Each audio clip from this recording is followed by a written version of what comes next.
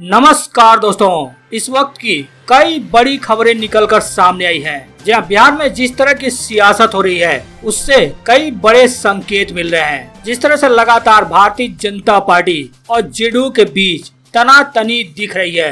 अब तो सीधे सीधे बिहार के दिग्गज नेता ने यह कह दिया है कि बिहार में भाजपा जेडीयू गठबंधन की गारंटी नहीं है। अब जेडीयू के दिग्गज नेता के इस बयान ने बिहार में सियासी भूचाल ला दिया है। यहाँ तक नहीं, आरजेडी के इस दिग्गज नेता ने भी दावा कर दिया है कि बीजेपी और जेडीयू के बीच सब कुछ ठीक नहीं चल रहा है, ये बेमेल गठबंधन है। उनका कहना है कि एक गठबंधन उसी तरह से जैसे सावन भादों में बाढ़ आता है और सब कुछ डूब जाता है, एक गठबंधन उसी तरह से है।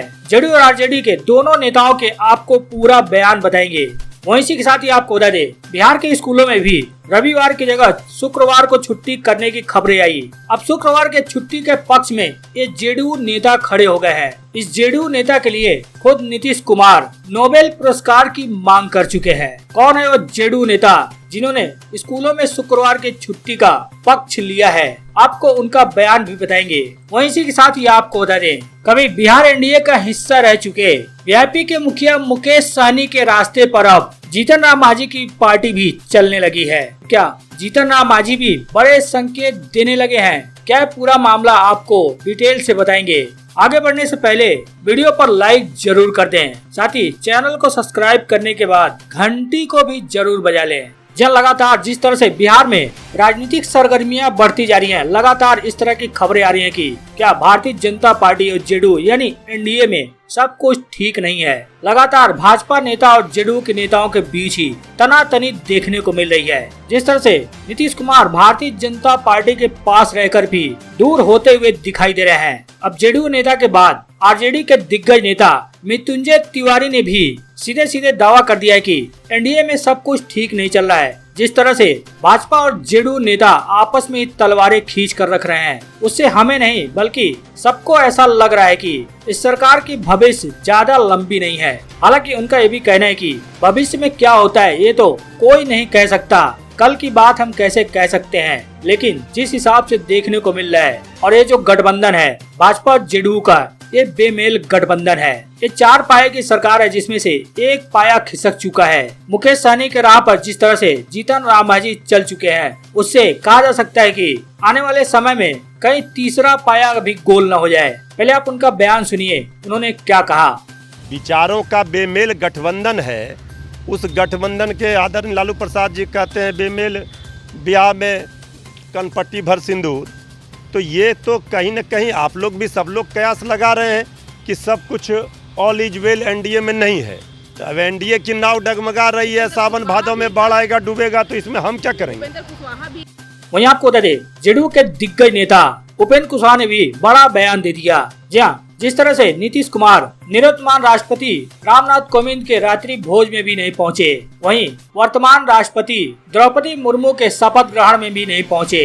इससे अटकलों को बल मिलने लगा। यहाँ तक नहीं, अब जेडीयू के नेता उपेंद्र कुशवाहा लगातार भारतीय जनता पार्टी पर हमलावर हैं। यहाँ तक कह दिया कि बिहार में बीजेपी और जेडीयू गठबंधन की गारंटी नहीं है। जहाँ जेडीयू संसदीय बोर्ड के राष्ट्रीय अध्यक्ष उपेंद्र कुशवाहा का कहना है कि 2024 में लोकसभा और 2025 में बिहार विधानसभा चुनाव में आगे गठबंधन रहेगा या नहीं रहेगा, इसकी कोई गारंटी नहीं दी जा सकती है। उनका कहना है कि ये भविष्य की बात है और भविष्य में क्या होगा इसकी कोई गारंटी नहीं है। हालांकि उनका कहना है कि अभी गठबंधन ठीक है, लेकिन आगे के भविष्य की कोई गारंटी नहीं है। आगे गठबंधन रहेगा या नहीं रहेगा, हम इसकी कोई गारंटी नहीं दे सकते हैं। हालांकि आपको बता दें, 2013 में भाजपा और जेडीयू का गठबंधन टूट भी चुका है। जहां भाजपा की ओर से 2013 में जब वर्तमान प्रधानमंत्री नरेंद्र मोदी को उस समय प्रधानमंत्री कैंडिडेट बनाया गया था, तब उसके बाद जेडीयू ने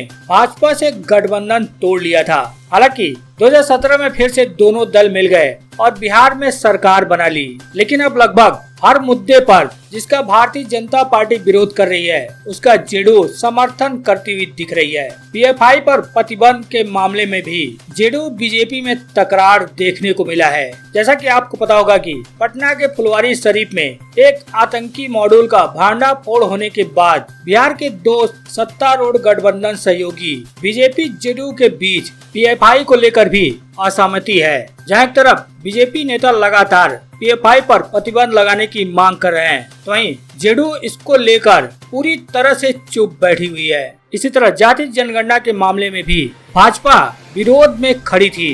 हालांकि ऐसे कई मामले हैं जिसमें भाजपा जेडीयू के बीच आपसी सहमति नहीं है। तो क्या नीतीश कुमार और बीजेपी में सब कुछ ठीक नहीं चल रहा है? जिस तरह से बीजेपी और जेडीयू के बीच नूरा कुश्ती खेल जारी है, सीएम नीतीश कुमार के मन में इन दिनों क्या चल रहा है पुख्ता तौर पर ये तो कोई नहीं बता सकता, क्योंकि जिस रणनीति पर वो चल रहे हैं उसमें बीजेपी कहीं से भी नजर नहीं आ रही है। दरअसल ये सवाल इसलिए उठा क्योंकि सोमवार को दिल्ली में द्रौपदी मुर्मू ने राष्ट्रपति पद की शपथ ली, लेकिन शपथ समारोह से सीएम नीतीश कुमार गायब रहे। जिसके बाद आरजेडी ने तंज कसते हुए कहा कि एक गठबंधन सिर्फ सत्ता के लिए हुआ है और बाकी किसी चीज के लिए गठबंधन नहीं है। हालांकि इसके बाद एक खबर आई कि नीतीश कुमार कोरोना पॉजिटिव है, तो माना जा सकता है कि इस वजह से भी नहीं गए होंगे। लेकिन हाल ही के दिनों में नीतीश कुमार ने बीजेपी की तरफ से आयोजित कई कार्यक्रमों से अपने आप को अलग रखा हुआ है,